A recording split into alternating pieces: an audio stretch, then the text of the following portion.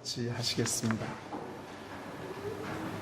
하나님 아버지, 이 시간 주님께서 말씀하실 때에 우리가 듣는 귀가 있게 하시고 또한 감동하는 마음이 있게 하시고 순종하는 손과 발이 있게 하여 주시옵소서. 전한 자를 겸손케 하셔서 사람을 기쁘게 하지 아니하고 하나님을 오직 영광 돌리는 말씀 겸손히 전할 수 있도록 축복하여 주시옵소서. 예수님의 이름으로 기도드립니다. 아멘. 예수님께서 갈릴리 바다가 보이는 그 언덕에 올라 그 높이가 아마 아들레이드 힐 정도 되는 것 같아요. 아들레이드 힐 정도 되는 그 높이, 거기에 언덕에 잔디가 있는데 거기에 이렇게 앉으셔서 제자들에게 팔복음, 산상수훈을 주셨는데 그 중에 팔복음에 대한 말씀을 우리가 나누고 있습니다. 네 번째 말씀, 오늘 의에 줄이고 목마른 자는 복이 있나니 그들이 배부를 것이며. 의라는 말은 우리에게 상당히 긍정적인 이미지를 가지고 다가옵니다. 왜냐하면 우리가 의롭고 싶어 하니까요. 그런데 그 의롭고 싶어 하는 마음은 공부를 많이 하신 분이나 또는 학교를 전혀 가보지 못하신 분이나 재물이 많이 있은 분이나 또는 그렇지 못한 사람이나 또 젊으나 나이가 많으나 누구든지 남녀노소를 구분하지 않고 간절히 사모하는 것입니다. 의롭고 싶다. 그런데 그 뒷면에는 사실 우리가 하나님의 형상으로 지음을 받았는데 죄로 인해서 하나님의 형상이 부패하고 타락해서 그렇게 인정은 하지 않습니다. 우리가 죄인이라고. 누구에게 가서 당신 죄인이요 하면은 기분 나빠합니다. 그래서 인정은 하지 않지만 의를 사모하는 이유는 우리의 깊은 마음속에 우리에게 의가 없다는 의의 결핍함을 알기 때문에 그렇습니다. 인정은 하지 않지만 알고 있습니다. 죄 지은 사람이 너 범죄자지 않으면 굉장히 기분 나빠하지만 본인이 범죄한 사실을 알고 있다면 마음 깊은 곳에서는 마음에 고통이 있는 것처럼, 마찬가지로 우리에게도 그런 간절함이 있습니다. 그래서 그것을 여러 가지 방법으로 채워보려고 합니다. 자기의 창고를 열어서 양식을 없는 자들에게 나눠주기도 하고, 고아원이나 양로원을 방문해서 자신이 가진 것을 기부하기도 하고, 또는 산속에 들어가서 수행하기도 하고, 또는 모든 사람들이 참 의로운 사람이라 인정할 만한 그런 직업을 갖고 싶어 하기도 하고, 경찰관, 또 소방관, 119 대원. 그래서 의로운 일을 하는 것을 굉장히 자부심을 가지고 그렇게 하기를 원하기도 합니다. 또는 법관이 되어서 많은 사람을 돕고 싶다. 의사가 되어서 많은 사람들을 아픈 사람들을 도와주고 싶다. 이런 많은 일들을 추구하죠. 실제로 우리 주변에는 그런 일을 너무 잘해서 의인이다라는 칭호를 받는 사람들이 더러 있습니다. 세상에 적어도 이런 사람들이, 이런 것을 추구하는 사람들이 있는 것은 얼마나 다행인지 모릅니다. 이런 사람이 많을수록 좋죠. 이런 그 의로움을 우리는 세상적인 의다 이렇게 이야기합니다. 그런데 이런 것에 사람들이 만족하고 있는가? 정말 세상은 의로운 세상이다라고 이야기하는가? 그렇지 않습니다. 본인도 나는 이만하면 의롭다라고 생각할 사람도 없을 뿐만 아니라 의인이라고 다 알고 있던 사람이 하루아침에 수갑을 차고 나타납니다. 신문에 막 떠들썩합니다. 우리는 실망하죠. 다는 그런 것은 아니지만 간혹 그런 일들이 있을 때 세상에 참 의인이 있을까? 라는 질문을 하고 세상의 의라는 것이 참 한계가 있는 것이구나 라는 실망감을 느끼게 되죠. 사실 그 이유는 분명합니다. 우리는 온전하지 못한 인간이기 때문에 우리 스스로 생각하는 그 의를 추구한다고 하지만 사실 그 마음의 중심 속에는 나라고 하는 자아가 중심이기 때문에 내가 의로워야 되고 내가 칭찬받아야 되고 내가 공덕을 쌓아야 되고 내가 그 중심에는 나라는 것이 있기 때문에 의 추구가 전혀 없는 것보다는 낫지만 사실은 결국 허구로 끝나고 맙니다. 동의하시는 분도 있고 동의하지 않는 분도 여기 계시겠지만 적어도 하나님 앞에서는 하나님 보시기에는 이 세상에 의는 없나니 하나도 없다라고 성경은 분명하게 밝힙니다. 특별하게 의를 추구하는 사람들이 있습니다. 유대인들인데 그들은 하나님의 율법을 지킴으로 뭐 특별하다고 할 것도 없죠. 이거는 종교적인 의이기 때문에 다른 형태지만 뭐 불교에도 그런 것이죠. 어떤 계명을 지킴으로써 자기가 의로운 것을 나타내려고 하는 그런 추구들은 이슬람에도 있고 힌두교에도 있고 모든 종교에 다 있습니다. 철저하게 계명을 지킴으로 유대인들도 성경에 나오는 그런 모습 속에서 하나님의 말씀을 해석을 자기중심적으로 하다 보니까 그것을 지킴으로 그 계명이라고 하는 것은 하나님의 율법은 우리가 죄인임을 밝히기 위해서 우리의 마음을 골수를 쪼개기 위해서 주신 것인데 오히려 반대로 이것을 지킴으로써 하나님 앞에서 사람 앞에서 자기가 이만큼 의롭다는 것을 나타내는 교만의 도구로 사용하였던 것이죠. 사실 종교적인 의를 추구하는 사람 중심의 마음 역시 나라는 것이 자리를 차지하고 있고 거기에는 분명히 자만이 있고 교만이 있습니다. 겉으로 드러난 것은 뭐 겸손한 모습이고 뭐 어떤 모습이든지 간에 그래서 제가 제일 세상에서 겸손한 것을 감사합니다. 얼마나 교만한 겁니까? 내가 저 사람과 같이 누가복음에 나오지 않나요? 마태복음 19장에 죄송합니다. 누가복음에 나오죠. 저 사람과 같이 내가 토색하지 아니하고 뭐 아니한 것을 내가 율법을 잘 지킨 것을 감사하나이다. 내가 저 사람과 같지 아니한 것을 그만큼 내가 얼마나 의로운지 하나님 얼마나 내가 세상에서 제일 의로운지 감사합니다. 얼마나 무서운 교만인가요? 마태복음 19장에 보면은 부자 관원이 나오는데 그 사람은 이러한 것을 통해서 자신이 굉장히 의로운 것으로 생각했고 그래서 자신 정도면 이제는 영생을 얻었다라는 거의 그 수준에 도달했습니다. 그래서 이제 예수님을 통해서 마지막 컨퍼메이션을 받고 싶었습니다. 확인을 받고 싶었습니다. 선생이요, 내가 무슨 선한 일을 해야지 영생을 얻을 수 있습니까? 이것을 해라면 제가 그것을 했습니다. 그러면 저는 영생을 받았네요.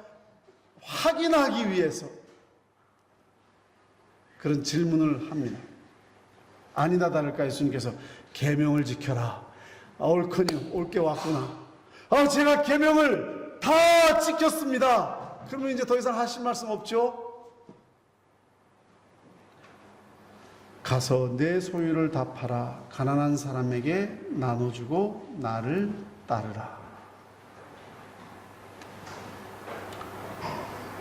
하나님께서 구원받으려면 네 재산 다 팔아라 이런 얘기가 아닙니다. 하나님이 생각하는 의, 하나님의 수준의 거룩함, 하나님의 그 도덕은 너무나도 높아서 우리가 생각하지 못한데 요만한 의를 행했다고 내가 하나님의 의에 도달했다는 자체가 너무 말도 안 되는 이야기 아니겠니? 라는 그런 얘기죠. 다시 말씀드려서 가서 내 소유를 다 팔아 가난한 사람에게 나눠주고 나를 따르라는 것은 하나님의 의에 가기 위한 첫걸음에 불과한데, 바로 그 첫걸음에 와서 이 부자 청년은 마음이 너무나도 흔들렸습니다. 이 청년이 재물이 많으므로 이 말씀을 듣고 근심하며 가니라. 자기가 했던 그 모든 의라고 생각했던 일들은 아직 하나님 의를 향하여 가는 첫걸음도 출발하지 못한 것인데, 자신은 그것을 마치 하나님의 의에 도달한 것처럼 생각하고 있었으니 얼마나 어리석은가요? 여러분들이 길을 가시다 보면 개미들이 있습니다. 또는 좀 애벌레들이 있다고 생각해 봅시다. 성경의 표현을 하면 웜이라고 표현되죠.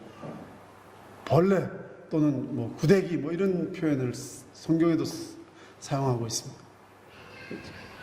그래도 개미가 좀 깨끗하니까 개미가 있는데, 그 개미 중에 몇몇 개미가 상당히 예의가 발라요. 또 마음도 착해요. 그래서 다른 개미에게 양보도 하고, 다른 개미가 지치면은 또 같이 밀어도 주고. 여러분 눈에는 좀 달라 보이시나요, 개미가? 개미는 개미죠. 별 차이가 안 나요. 그냥 개미입니다. 인간의 수준이 너무나도 높기 때문에 개미를 바라볼 때 거기에서 조금 계명을 지키고 좀 착한 일을 하고 좀 앞서가고 전혀 별도 달라 보이지가 않습니다. 개미는 좀 그래도 보기에 이렇게 좀 추하지는 않지만, 아까 말한 구데기라든지 이런 우리가 봐서 좀 더러운 그런 모습의 벌레들을 볼 때 우리는 그들이 얼마나 좀 착하고 친절하고 좀 다른 존재에게 좀 이렇게 양보를 하고 또는 수도를 하고 별로 차이를 못 느낍니다. 우리 인간과 벌레 사이의 거룩함을 비교하면은 그 차이가 비교도 되지 않습니다. 하나님의 의에 도달했다라고 생각하는 그 생각이 얼마나 어리석은 건지, 유대인들이 율법적인 의를 가지고 자신의 의로움을 나타내려고 했습니다. 오늘도 교만한 인간들이 종교적인 어떤 수행 과정을 통해서 또는 자신의 어떤 깨달음을 통해서 또는 자신의 어떤 노력을 통해서 신 앞에서 자신이 의롭다라고 이야기하려고 하는 그 자체가 얼마나 어리석은 일인지 성경은 우리에게 분명히 말씀하십니다. 그러므로 율법의 행위로 그의 앞에 의롭다 하심을 얻을 육체가 없나니 율법으로는 죄를 깨달음이라. 제가 말씀드린 대로 율법은 얼마나 우리가 의가 없는 자인지를 골수를 쪼개서 우리의 현실을 보여주기 위한 율법인데, 그것을 통해서 자기가 의로워진다라고 생각하는 것이 얼마나 미련스러운 것인지. 우리에게 필요한 것은 하나님이 우리에게 입혀주시는, 우리에게 주시는 하나님의 의가 필요한 겁니다. 그래서 의에 줄이고 목마른 자는, 이건 세상적인 의도 아니고 어떤 종교적인 의도 아니고 하나님이 주시는 하나님의 의입니다. 그것은 하나님이 주시는 거니까 그것은 분명한 의죠. 하나님의 마음을 만족시킬 수 있는 의죠. 여러분들이 잘 아신 대로 이것은 구원의 의입니다. 구원의 의. 하나님이 우리를 하나님의 형상대로 창조하셨대. 남자와 여자를 창조하시고, 하나님이 우리를 창조하시고 다른 존재들에게는 정말 주지 않으신 하나님의 형상을 우리에게 주셨을 때에는 하나님은 우리와 교제를 나누시기를 원하셨고, 하나님은 우리를 사랑하시고 우리가 하나님을 사랑하는 정말 유아무한 존재를, 정말 유일한 존재로 우리를 창조하셨습니다. 그런데 죄로 인해서 이것이 깨어지고 하나님과 단절되었고 심지어 하나님과 원수 관계가 되었습니다. 그렇기 때문에 우리에게는 영적으로 우리가 죽었기 때문에, 그리고 육신적으로도 우리는 죽습니다. 죄는 그 싹시 사망이라고 했습니다. 죄가 우리 마음속에 들어왔기 때문에 영적으로 죽었고, 육신도 지금 우리가 호흡을 하고 있어서 살고는 있지만 한 사람도 빠짐없이 죽습니다. 죄가 이렇게 무서운 겁니다. 그런데 우리를 영적으로 살리고 우리를 육적으로 다시 부활시키고, 이런 의가 인간이 만들어낼 수 있는 것이 아닙니다. 하나님이 우리에게 주시는 것입니다. 우리를 살리시기로 하나님은 작정하신 거죠. 그래서 예수님을 이 땅에 보내셨습니다. 그리고 십자가에 속죄의 제물로, 죄를 씻는 제물로, 화목 제물로 바치셨습니다. 그 십자가에서 흘리신 그 피의 의가, 하나님의 아들의 피가 우리 마음속에 입혀질 때에 그것이 우리의 영혼을 살리고 그것이 우리를 부활에 이르게 하는 영생의 보혈인 줄로 믿습니다. 그것밖에는 없습니다. 하나님이 의를 주시는 것이지 우리에게서 의가 나오지는 않습니다. 그 피로, 흘리신 피로. 세상에서 제일 그 하나님의 사랑에 가까운 사랑이 어머니의 사랑이라고 합니다.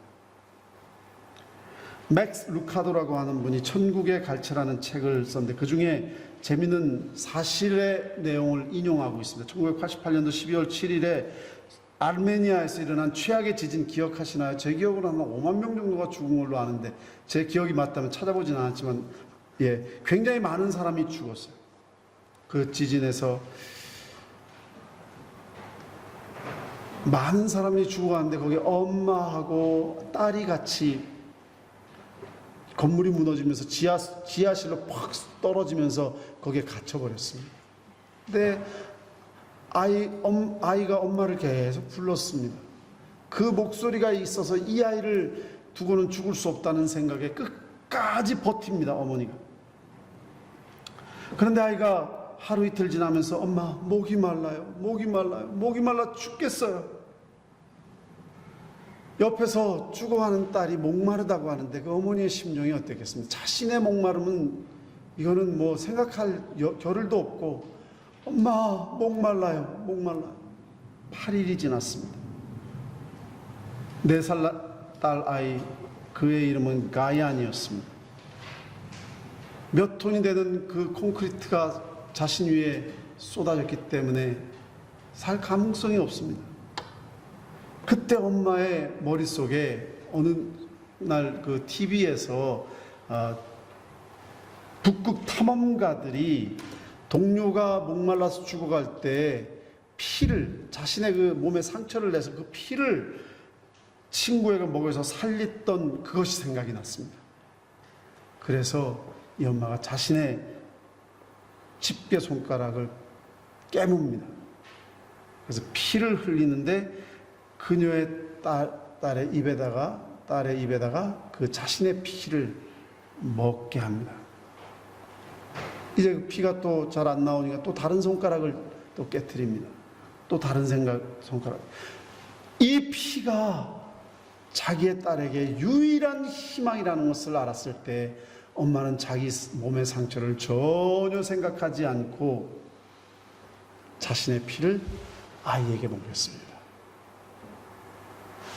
엄마는 결국 죽고 이 딸 아이는 나중에 구조반에 의해서 오래 버티다가 살게 됐습니다. 그건 기적입니다.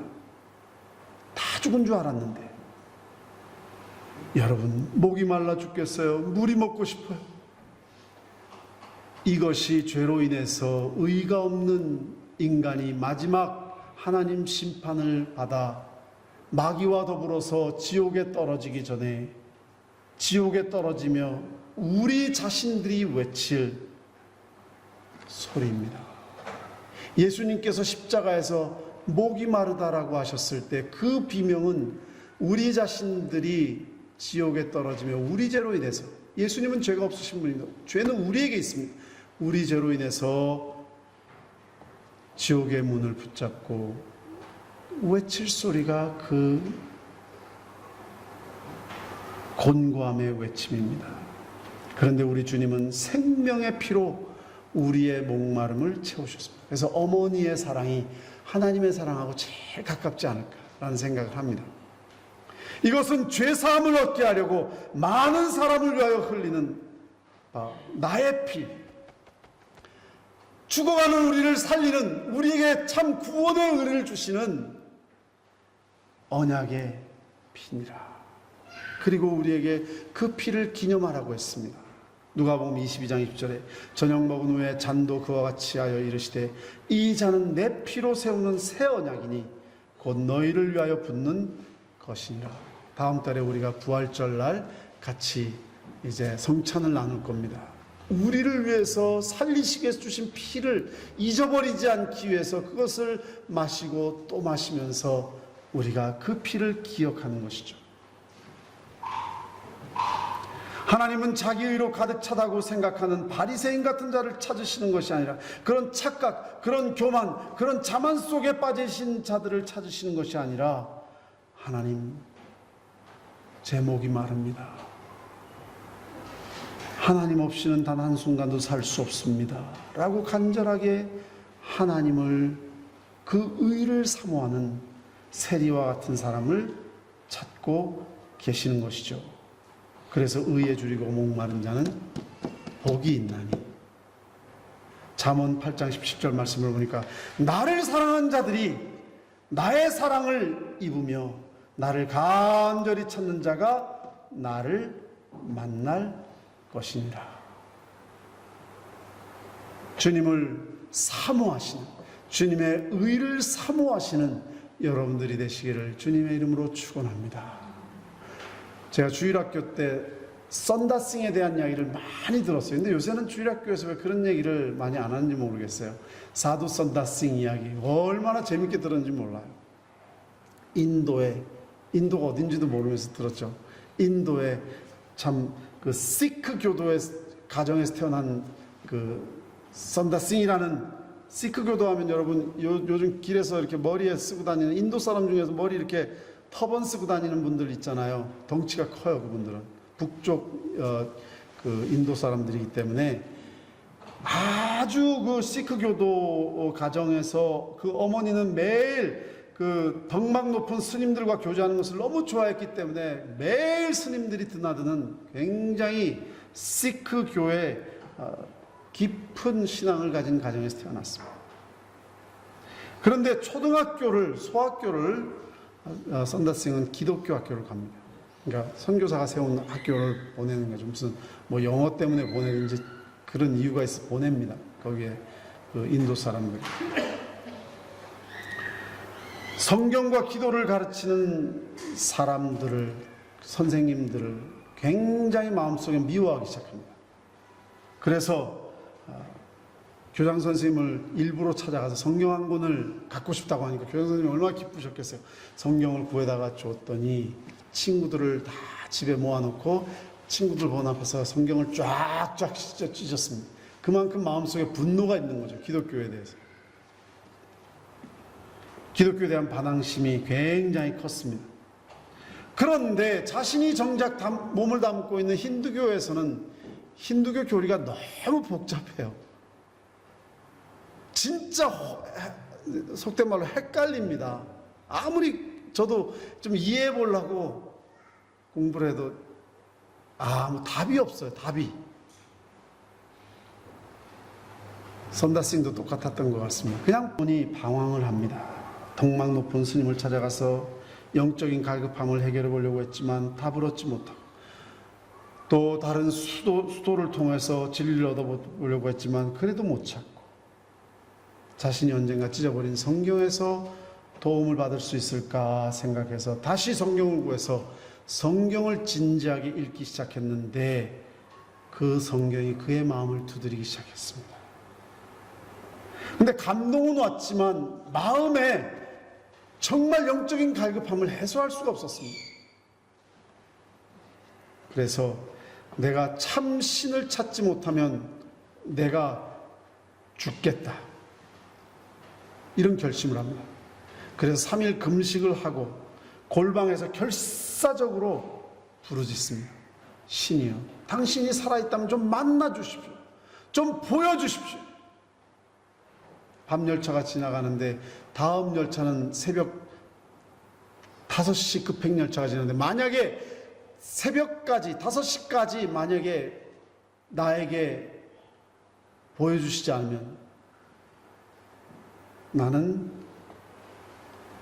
급행열차 5시에 그 기차에 뛰어들어서 죽을 겁니다. 이렇게 결심을 한 거예요. 그리고 3일 금식하고 밤새 하나님 만나 주십시오. 만나 주십시오. 몇 시간, 이제 죽는 시간이 몇 시간 안 남았습니다. 그런데 전혀 알지 못했던 그 예수님이 흰 옷을 입고 그에게 나타났다는 거예요. 그 기록에 그렇게 되어 있습니다. 여러분, 그런 예수님이 여러분들에게 하얀 옷을 입고 나타난다고 생각하지 마십시오. 예수님 뭐 그렇게 나타날 수도 있겠지만 그렇게 평상에 그렇게 나타나신 분이 아닙니다. 근데 이분한테는 그렇게 역사하셨어요. 그런데 머리에는 가시관이 쓰였고 양손에는 피가 흐르고 있었습니다. 그리고 음성이 들립니다. 썬다야, 나는 너를 구원하러 왔다. 내가 바른 길을 찾고 있구나. 내가 곧 길이다. 내가 곧 길이다. 신이시여, 당신은 누구십니까? 나사렛 예수 그리스도다. 이렇게 해서 썬다싱은 바로 그날 참된 신이신 예수 그리스도를 마음속에 영접합니다. 썬다싱에 대한 이야기는 여러분 한번 책이 많이 나와 있으니까 한번 읽어보십시오. 정말 놀라운 역사들이 많이 있는데, 그래서 인도의 성자라고 이야기할 정도로 참 하나님은 그분과 많은 역사를 이루셨습니다. 하나님이여, 하나님이여, 사슴이 시냇물을 찾기에 갈급한 같이 내 영혼이 주를 찾기에 갈급하나이다. 썬다싱은 갈급함으로 주님을 만나기를 원할 때 주님은 만나 주셨습니다. 여러분, 마치 사슴이 물을 찾는 것처럼, 갈급한 사슴이 물을 찾는 것처럼 구원의 의를 갈구할 때에 주님은 만나 주셨습니다. 여러분 마음속에 이런 갈망이 있으십니까? 하나님, 오늘 만나 주십시오. 주님, 저를 만나지 않으시면 내 삶이 산산조각 날 것 같습니다. 하나님, 만나고 싶습니다. 이런 의에 줄이고 목마름인 자는 축복된 사람인 줄로 믿습니다. 정말 축복된 분입니다. 하나님은 반드시 만나 주실 것입니다. 이 썬다싱처럼 그날 밤에 만나주지 않을 수도 있습니다. 저 같은 경우는 하나님 만나고 싶습니다. 막 갈구를 했는데 아무 소식이 없더라고요. 3, 4시간 그렇게 했는데도. 그런데 한 2년 후에 만나주셨습니다. 그냥 그 자리에 안 만나시더라도 그거는 하나님, 주님이 저를 두드리고 계시는데, 제 마음을 두드리고 계시는데 제 마음이 교만해서 주님 옆에 계신 걸 못 본 거죠. 제 마음이 가난해졌을 때에, 그때 2년 3년이 지나서 비로소 주님을 만날 수가 있었습니다. 사람마다 다 다르죠. 주님께서 만나주시는 것은. 그러나 우리에게 이러한 갈급함이 있어야 됩니다. 마틴 루터는 너무 답답했습니다. 너무 답답했습니다. 자신의 죄를 고백하고 또 고백하고, 무릎으로 로마의 계단을 아무리 올라가도 자신의 더러운 죄악은 그대로 남아있는데, 로마에서 만난 많은 신부들, 사제들을 보면 너무나도 부패하고 너무나도 하나님의 의와는 멀어져 있는 모습을 볼 때 그는 좌절할 수밖에 없었습니다. 정말 답답했습니다. 주님을 간절히 사모하며 찾았습니다. 그가 로마서를 읽을 때에 그 말씀을 통해서 주님은 복음에는 의가 하나님의 의가 나타나서 믿음으로 믿음에 이르게 하나니 기록된 바 오직 의는 믿음으로 말미암아 살리라. 이 루터에게는 말씀을 통해서 예수님을 만나게 해주신 것이죠. 천부여 의지없어서 손들고 옵니다. 주 나를 외면하시면 나 어디 가리까. 내 죄를 씻기 위하여 피 흘려 주시니 곧 회개하는 마음으로 주 앞에 옵니다. 우리 찬송가 280장 1절이죠. 이런 마음으로 주님의 앞에 와요. 그리고 예수님을 만나신 분들은 또 하나의 의를 갈구하는 마음이 있습니다. 내가 이 은혜로 구원을 받았으니 예수님 닮기 원합니다. 예수님 모습으로 나아가기를 원합니다. 지금 내 안에 있는 이 육신의 소욕이 나를 너무나도 괴롭힙니다. 예수님 닮기 원합니다. 이 육신의 소욕 십자가에 못 박기를 원합니다. 왜냐하면 하나님 말씀이 우리에게 계속 도전하십니다. 나는 여호와 너희 하나님이라. 내가 거룩하니 너희도 몸을 구별하여 거룩하게 하고. 예수님 닮기 원합니다. 이것을 성화적인 의라 이렇게 부릅니다. 바울도 얼마나 이것을 갈구했는지 모릅니다. 그래서 빌립보서 3장 8절에 보니까 또한 모든 것을 해로 여김은 내 주 그리스도 예수를 아는 지식이 가장 고상하기 때문이라. 내가 그를 위하여 모든 것을 잃어버리고 배설물로 여김은 그리스도를 얻고. 예수님 닮기 원합니다. 내 마음에 이 갈구를 뺏어가는 모든 세상의 자랑, 세상의 욕망들은 배설물같이 버려버리기를 원합니다. 사도 바울도 예수님께 목말랐던 사람입니다. 우리에게 이러한 간절한 의의 갈급함이 있어야 됩니다. 우리의 삶 속에서 우리는 이러한 갈급함이 구원적인 의, 성화적인 의뿐만 아니라 우리 삶에 있어서 하나님의 의를 사모해야 됩니다.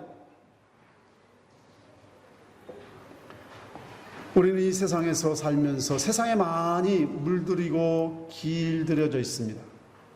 세상의 쾌락주의에, 물질만능주의에, 세상의 이 허영에 빠져서 우리가 그 마음의 갈등을 그걸로 채워보려고 그 쾌락의 욕망을 들이마시면서 우리의 그 갈등을 조금이나마 채워보려고 살아가면서 타협하며 살아가고 있습니다.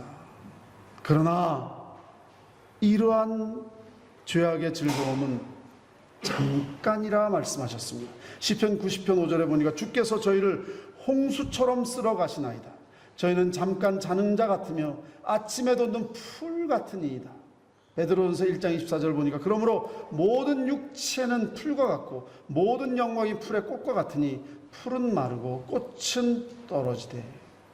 마치 세상의 것으로 우리 마음을 채우려고 하는 것은 마치 바닷물을 마시는 것하고 똑같습니다. 너무 목마르면 배 타고 표류할 때 물을 얼마나 마시고 싶을까요? 그러나 바닷물은 마시면 안 됩니다. 왜냐하면 더 갈급함이 심해지기 때문에, 소금물을 먹으면 더 갈급해지기 때문에 죽습니다. 바닷물은 먹으면 안 됩니다. 그런데 우리가 세상에서 참된 만족을 찾으려 한다면 마치 갈증을 해소하기 위해서 바닷물을 마신 것과 같습니다. 갈증은 더해오고 종국에 가서는 목이 타서 죽게 될 것입니다. 세상에서 참된 만족을 찾으려 하는 것은 마치 신기루를 쫓다가 모래알만 씹듯이 좌절과 절망으로 우리의 인생을 끝낼 수밖에 없다는 것을 알아야 합니다. 알아야 됩니다.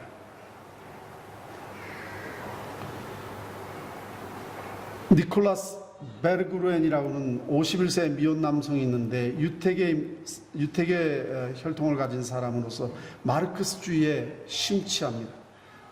그런데 자본주의의 실상을 좀 알아야지 마르크스를 좀 더 깊이 이해할 것 같아서 자본주의를 경험하기 위해서 비즈니스에 손을 댔는데 웬걸요? 엄청난 돈을 모읍니다. 수십 수백억을 달러를 모읍니다. 우리 돈으로 한 2조 4천억을 재산으로 가지고 있게 됩니다. 그런데 뉴욕에서 이렇게 돈을 많이 벌어서 흥청망청 이제 뭐 마르크스주의고 뭐 다 던져버리고 쾌락주의에 빠집니다. 그러다가 나중에는 갑자기 이것도 저것도 다 접어버리고 자본주의를 자기가 구해내야 되겠다는 이런 마음을 또 가집니다. 그러니까 다시 말씀드려서 이것도 해보고 저것도 해보고 다 해봤다는 것이죠. 자본주의 사회를 구해보겠다고 자기의 모든 재산을 다 팔아가지고 집도 처분하고 뭐 있는 거 다 팔아서 뭔가 좋은 일을 해보려고. 그렇지만 결국은 아무것도 남은 것이 없게 됩니다. 이 모든 것이 헛된 것이다. 그래서 자기 집 없는 백만장자라는 그런 별명을 얻죠. 여러분, 이것은 이 사람을 제가 하나의 표본으로 표출한 것인데 우리의 모습이 똑같습니다. 모든 사람들의 문제입니다. 사람들은 이 세상을 살면서 늘 공허함과 불만족이 우리의 마음을 떠나지 않습니다. 아무리 세상 것으로 채우려고 해도 공허하고 허무하고 어둡고 혼동스럽고, 이것은 종교인들도 예외가 아닙니다. 실제로 많은 교인들이, 특별히 서양 사람들이 기독교의 신앙이 약해지고 그러니까 만족을 못하고 동양 어떤 그 신비주의에 자꾸 관심을 가져요. 예수도 믿으면서 뭐 요가도 해보고 마인드 컨트롤도 해보고 체면술도 해보고 요가 뭐 또 단에 침투하기도 하고, 요즘 이게 유행입니다. 서양에서도 그렇고. 그래서 부처상 같은 거 집에다 이렇게 놔두면은 굉장히 노블하게 느껴요, 서양 사람들이. 그리고 인도에 가면은 진짜 서양 사람들 많이 와 있습니다. 여기서 뭔가 마음에 뭔가를 채우려고. 결코 바닷물을 마시는 것처럼 우리는 더욱 갈증을 느끼다가 결국은 공허함으로, 어두움으로, 혼동 속에서 끝나고 말 것입니다. 사랑하는 성도 여러분, 우리의 마음은 오직 우리를 창조하신 하나님만이 채우실 수 있을 줄로 믿습니다. 여호와는 나의 목자시니 내게 부족함이 없으리로다. 다윗의 고백을 잊지 마시기 바랍니다. 그런즉 너희는 먼저 그 나라와 그 의를 구하라. 그리하면 이 모든 것을 너희에게 더하여 주시리라. 세상의 것이 아무것도 없어도 여호와 하나님이 나에게 있으면 나는 행복하고 만족할 수 있습니다. 하박국 3장 17절의 말씀이죠.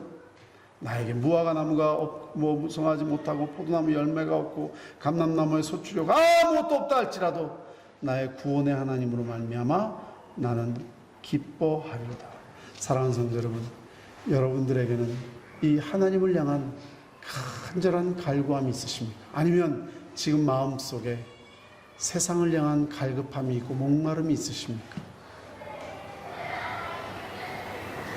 의에 줄이고 목마른 자는 복이 있나니 하나님께서 그들을 충만히 배부르게 만족시켜 주실 것입니다. 오직 하나님께, 오직 예수 그리스도께 진정한 삶의 만족이 있음을 고백하시기를 주님의 이름으로 축원합니다. 같이 기도하겠습니다.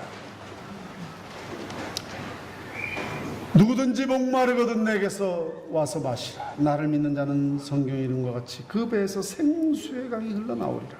오 아버지 하나님, 우리 성도님들의 삶 속에 이러한 만족의 강이, 은혜의 강이, 하나님의 그 진리의 강이 흘러내려서 그 마음이 흡족하여 나에게 부족함이 없습니다 라고 고백할 수 있는 축복된 자들이 되게 하여 주시옵소서. 세상의 헛된 것을 바라보고 헛된 눈을 가지고 헛된 것을 찾지 말게 하시옵소서. 오직 주님만이 길이요 진리요 생명임을 고백하며 주님의 의를 사모하는 우리들이 되게 하시옵기를 바라며 예수님 이름으로 기도드립니다. 아멘. 지금은 우리 주 예수 그리스도의 무한하신 은혜와 만극하신 하나님 아버지의 사랑과 성령의 교통하심과 역사하심이 오늘 이 자리에 나와 하나님의 은혜를 사모하며 주의 뜻대로 살아가기를 원하는 모든 성도들 머리 위에 지금부터 영원토록 함께 하시기를 축원하옵나이다. 아멘.